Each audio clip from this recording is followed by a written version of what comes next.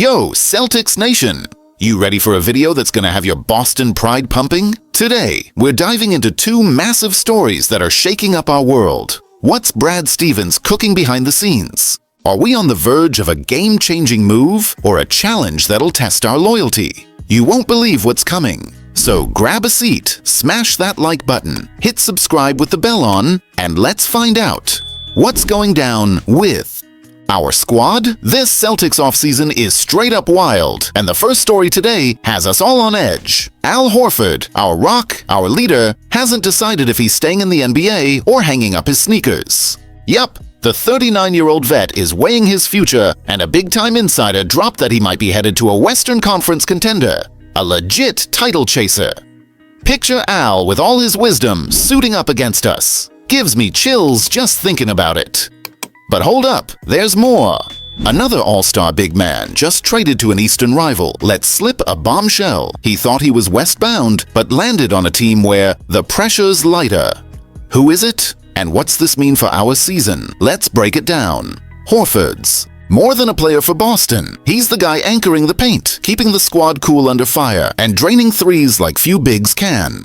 Last season, he averaged 8.6 points, 6.4 boards, and 2.6 assists, shooting 41% from deep. Solid stats for a dude who's done it all except win a ring. But with his contract up, word is teams like the Denver Nuggets and Phoenix Suns are circling. Why? Horford brings leadership and versatility every contender craves. If he bolts west, we are not just losing a player, we're losing the heart of this team. What's the fan base saying? On X, it's a mix of panic and respect. Some are like, let Al retire in peace, he's earned it. Others are freaking out. If he joins the Nuggets, that's betrayal. I get both sides. Horford's given everything to Boston, but with Jason Tatum sidelined by injury, is he seeing the championship window slam shut? Strategically, this hurts. Without Horford, our front court's thinner. And Neemias Queta, though promising, doesn't have that defensive presence yet. Our D, already shaky without Kristaps Porzingis, could be in trouble. Now, this other all-star traded east? The mystery's real. Sources hint it might be someone like Karl Anthony Towns, who's been in recent trade talks. He expected a Western team, but ended up with our rival. This shakes up the East. A center dropping 21 points and 8 rebounds a game is a direct threat. What if it's the Knicks or Heat?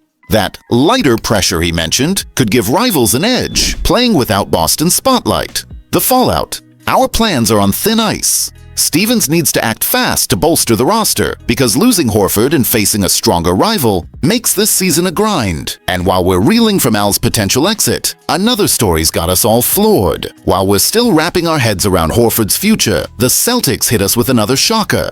This offseason's like a blockbuster movie, and the latest name in the mix is Ben Simmons. Yeah, the former All-Star, once a generational talent, is reportedly Boston's top target to sign. Per Brett Siegel at Clutch Points, the C's are leading the race for the Aussie, who's hunting a fresh start after some rough years. But can this guy, who barely shot the ball lately, actually help? Or is this just a wild swing and a miss? Let's unpack it. Boston's scrambling to get under the second apron of the luxury tax, already trading Drew Holiday and Kristaps Porzingis.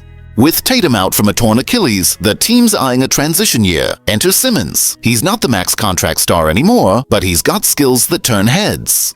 On defense, he's a beast, switching across positions, locking up guards to wings with ease. Last season with the Clippers, his numbers were low: 2.9 points, 3.8 rebounds, 3.1 assists, shooting 43.4%. But context matters. He played limited minutes, coming off a Nets buyout with physical and mental hurdles. So, why do we want him? Our defense needs help. Losing Holiday cost us an elite perimeter stopper. Without Porzingis, the paint's exposed. At 6'11" with a crazy wingspan, Simmons could be a chess piece for Joe Mazzulla.